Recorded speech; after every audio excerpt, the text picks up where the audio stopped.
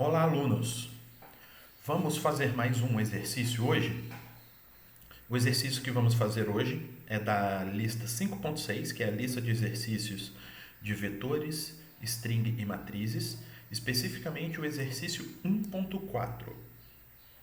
Ele pede que a gente crie um programa em linguagem C que imprima, primeiro, uma mensagem pedindo para o usuário digitar um número inteiro positivo que represente o tamanho de um vetor, né? E esse valor eu estou chamando de n, um n maiúsculo. Após ter recebido o valor n, o programa deve criar um vetor de números reais com n posições. E aqui eu estou representando por U com a setinha. Aqui a setinha não aparece em cima, mas o vetor U que vai ter todos os elementos, os componentes dele. O 1, o 2, o 3 e assim por diante até o n. Em seguida, o programa deve solicitar que o usuário digite n números reais. Aí o programa deve calcular o módulo do vetor. Ao final, o programa deve imprimir qual é o valor do módulo do vetor recebido. Aí aqui no final tem uma dica falando para a gente incluir a biblioteca math.h e utilizar a função poll e a função sqrt para calcular, respectivamente, o quadrado, o poll vai usar o quadrado, e o sqrt para a raiz quadrada do valor. Certo? Então, esse é o objetivo desse exercício. Então, vamos começar. Vamos aqui abrir espaço para a gente. Então, o que a gente vai fazer? Primeiro, vamos organizar o nosso pensamento das grandes etapas do que a gente tem que fazer, seguindo aquele refinamento sucessivo que eu falei. Então, primeiro vai criar um programa que imprima uma mensagem pedindo para o usuário digitar um número inteiro positivo. Então, vou até copiar aqui.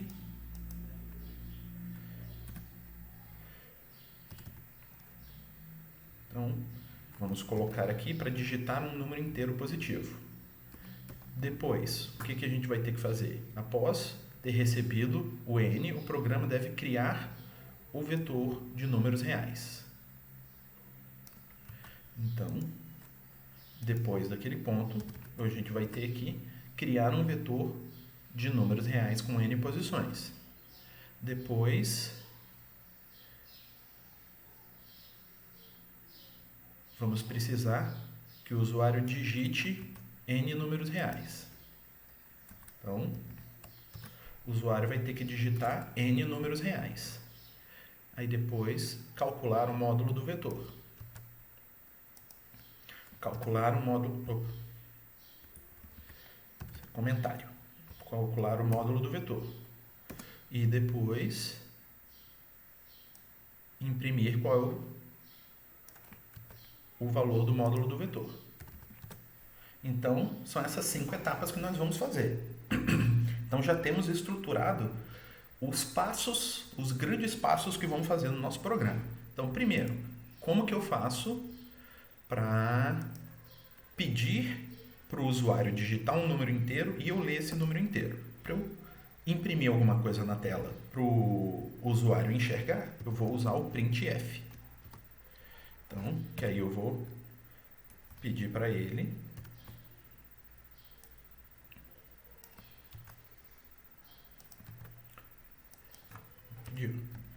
digite um número inteiro positivo. Tá? Aqui, a mensagem, eu que escolho. Então, eu vou tentar escrever ela um pouco mais explicativa. Então, digite um número inteiro positivo que represente o tamanho do vetor.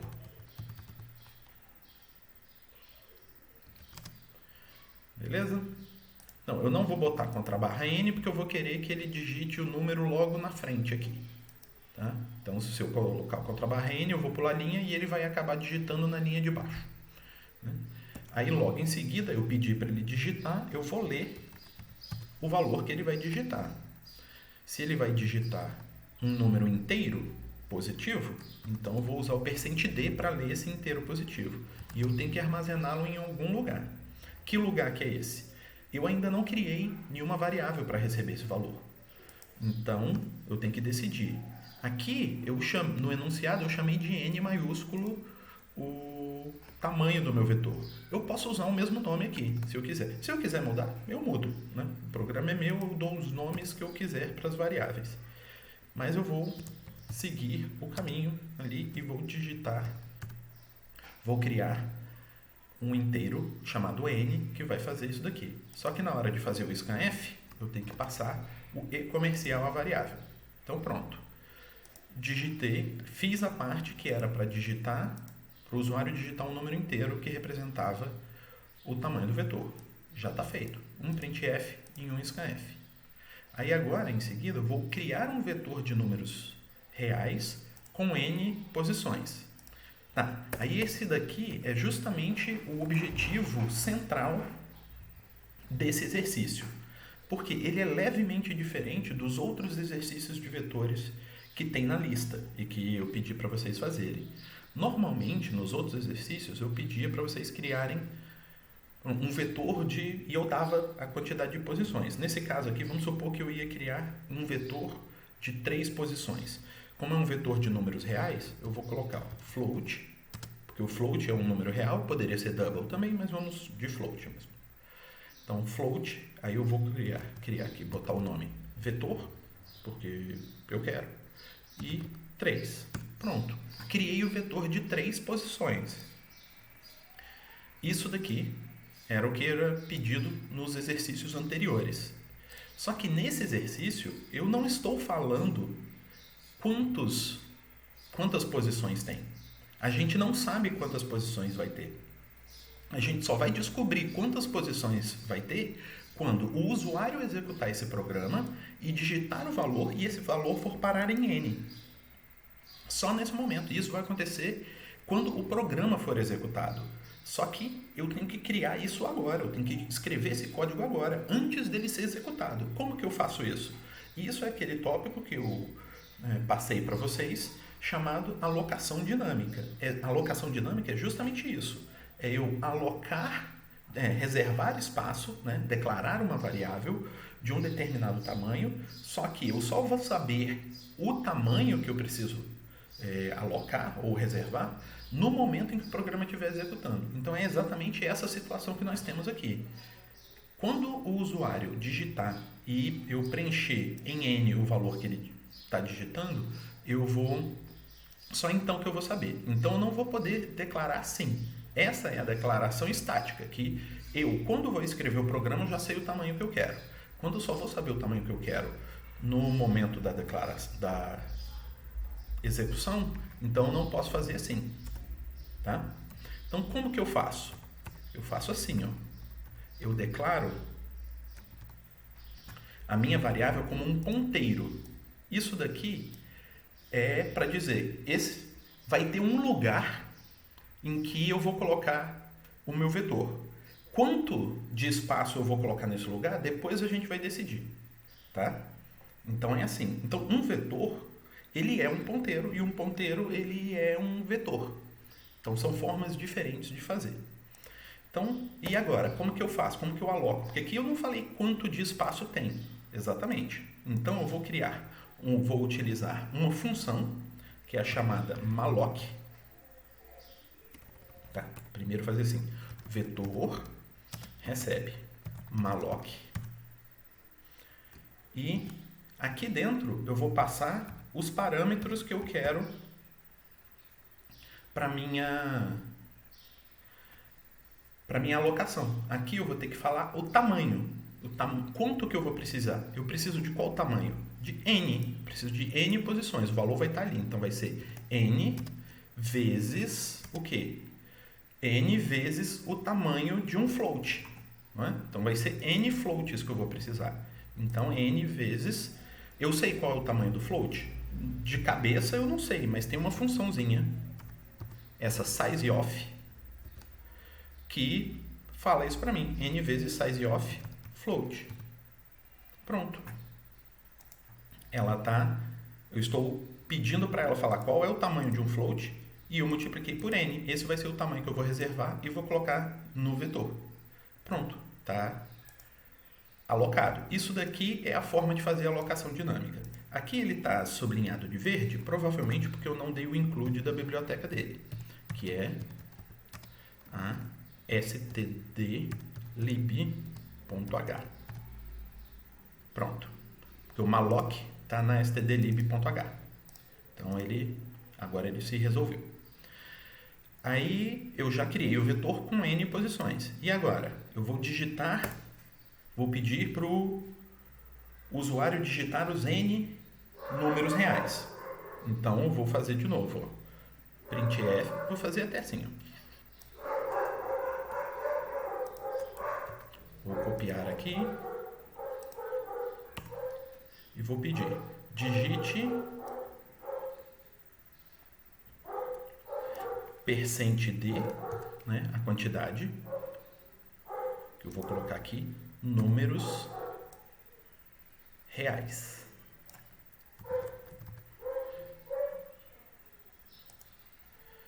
Beleza? Então, digite tantos números reais. Então, aqui eu tenho que colocar a variável que vai ser mostrada ali, que vai ser a própria n. E agora, eu vou ter que digitar, sim, ler os n números que ele vai colocar. Para isso, como eu não sei qual é esse valor de n, se eu soubesse, se eu soubesse que fossem 3, por exemplo, eu colocaria 3 scanf. Se eu soubesse que era 10, eu botava 10 scanf, mas eu não sei. Então, quantos scanf eu vou colocar aqui? Não dá, então eu não posso repetir esse scanf várias vezes aqui, exatamente a quantidade de vezes que ele vai digitar a variável, porque eu não sei. Então, eu tenho que usar uma outra estrutura, um outro comando que vai repetir esse scanf exatamente a quantidade de vezes que eu preciso, que vai ser o valor que vai estar armazenado em n. O comando que repete um trecho de código uma certa quantidade de vezes é o for. Então, eu vou usar o for aqui e eu vou precisar de uma variávelzinha para eu contar no for, que eu vou chamar de i. E como que eu vou fazer? Eu vou começar do i igual a 0 e eu vou fazer enquanto o i for menor do que n. Então, eu vou começar com i igual a 0, depois i igual a 1, igual a 2, igual a 3, igual a 4, igual a 5, até o número anterior do n. Quando ele chegar no n, eu não faço mais. Então, se ele pedir 10, então eu vou fazer 0, 1, 2, 3, 4, 5, 6, 7, 8, 9, que dá 10 posições. Então, é exatamente o que eu quero. E i mais para cada passada dessa, eu aumentar em 1 o valor do i. Então, agora, eu vou fazer, em cada volta que o meu for der, eu vou dar um scanf, vai ser %f, porque eu vou estar lendo um número real, e eu vou ter que armazenar no vetor. Mas em qual posição do vetor? Da primeira vez eu vou armazenar na posição 0, na segunda vez na posição 1, na terceira vez na posição 2, e assim por diante, que é exatamente o valor de i. Então, vai ser o vetor índice i. Como eu estou lendo uma posição específica, eu preciso de o e comercial aqui. Beleza? Então, está todo mundo lido. E agora, calcular o módulo do vetor. Calcular o módulo do vetor era aquela continha que a gente fazia. Era a raiz quadrada da soma dos quadrados. Então, eu vou precisar de outros carinhas aqui. Ó. Eu vou precisar de uma soma. Vou precisar do resultado. Vou chamar de módulo, né? Já tem o nome, módulo. E soma. E na soma, só para garantir, eu já vou inicializar ela com 0. Vou aproveitar isso daqui para repetir uma coisa que eu falei numa aula síncrona. Não é indicado que eu faça esse tipo de coisa aqui, para declarar uma variável e colocar acento no nome da variável. Isso pode dar problema, pode ser que funcione em um computador, mas quando você mudar para outro computador, a grande chance disso dá erro. Então, o indicado é que não coloque acento em nome de variável. Tá? Então tá, então eu criei duas variáveis, soma e módulo. Por que eu criei essas duas? Porque eu vou fazer a soma dos quadrados nesse daqui e depois eu calculo a raiz quadrada e coloco em módulo. Dava para eu fazer na mesma variável, só que assim fica mais organizadinho. Tá? Então o que eu vou fazer? Eu tenho N elementos, então eu vou usar o mesmo for, né, um for também, para pegar cada elemento e colocar ao quadrado e somar na soma. Então eu vou fazer o mesmo for de 0 até N, e a cada passada do for, o que eu vou fazer? Eu vou fazer o soma, que começa com 0, eu garanti isso, porque eu inicializei ele aqui, porque se eu não inicializasse ele podia estar com lixo e estragar toda a minha conta. Então eu vou fazer soma, recebe, soma, mais um valor. Qual é o valor? O vetor índice i ao quadrado. Tá? Como que eu vou fazer o quadrado? Quadrado, lá no enunciado eu tinha dado a dica. É a função pou. Peraí, pou. Ok. Então, vai ser pou. Ah, tá. Antes disso, eu tenho que incluir aqui o math.h. Pronto. Aí agora eu tenho aqui pou. Aí eu tenho que colocar o valor, que é a minha base da potência, e depois o valor, que é a potência. Então, pronto. É o vetor índice i ao quadrado, porque ele vai começar o vetor índice 0 ao quadrado, mais o vetor índice 1 ao quadrado, o vetor índice 2 ao quadrado, assim por diante, até o 9. Certo? É isso que ele vai estar fazendo aqui. E essa conta, quando é soma é igual a soma mais alguma coisa, assim, quando é sempre uma variável igual a mesma variável mais alguma outra coisa, eu posso escrever assim, ó, variável mais igual a outra coisa. Sim, são duas formas de escrever exatamente o mesmo comando. Certo? Então aqui eu estou somando todo mundo. Ao final disso daqui eu vou ter somado todas as posições do vetor de 0 até o anterior ao n ao quadrado. Aí agora basta eu fazer módulo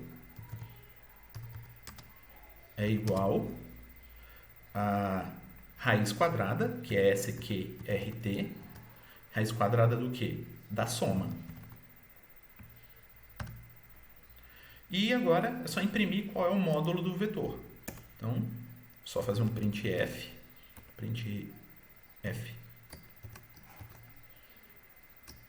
aí um módulo do vetor é, e colocar um %d e vou pular a linha só para ficar bonitinho. E aqui eu coloco módulo. Vamos ver. Eu acho que eu fiz tudo. Será que tá certo? Vamos testar. Sim. Às vezes a gente perde algum detalhe e por conta de algum detalhe o programa não compila de primeiro, não acerta de primeira. Mas vamos ver. Ó. Foi. Digite um número inteiro positivo. Então tá. Então eu vou começar com 3. Então R$3. Então eu vou colocar 3.0, 4.0, 5.0. Quanto que deu o módulo? 7.07.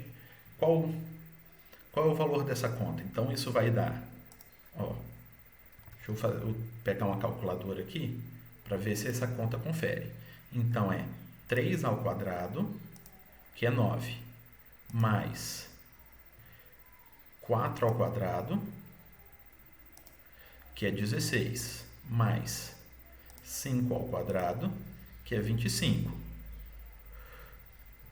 Isso vai dar 50.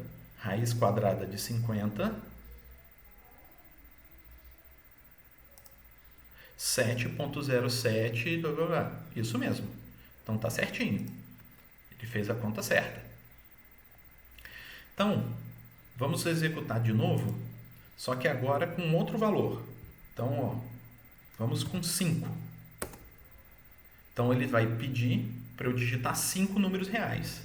Então, eu vou digitar 1, 2, 3,5, 4.7 e 5.1.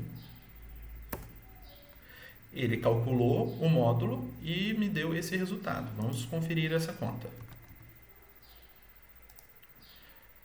Então, 1 ao quadrado é 1, mais 2 ao quadrado é 4, mais 3,5 ao quadrado, deixa eu ver, 3,5 ao quadrado é 12,25, mais 4.7 ao quadrado é 22,9, mais 5.1 ao quadrado, que é 26,1. A soma disso tudo vai dar 65,35. Raiz quadrada disso vai dar 8,0839. Isso mesmo. Então, tudo certinho. Então, lembrando, o ponto principal desse exercício é vocês utilizarem a alocação dinâmica. Eu aloco dinamicamente quando, na hora que eu estou programando, eu não sei exatamente qual é o tamanho do vetor, o tamanho da matriz, também pode acontecer, que eu preciso alocar. Então, ao invés de eu já declarar aqui com o tamanho, como nós fazemos normalmente, que é a alocação estática, a gente declara o nosso vetor como um ponteiro e no momento que a gente ler o valor digitado pelo usuário, que é o tamanho, que representa o tamanho que eu tenho que alocar, aí sim eu posso usar o comando malloc e eu passo a quantidade de elementos que eu vou precisar.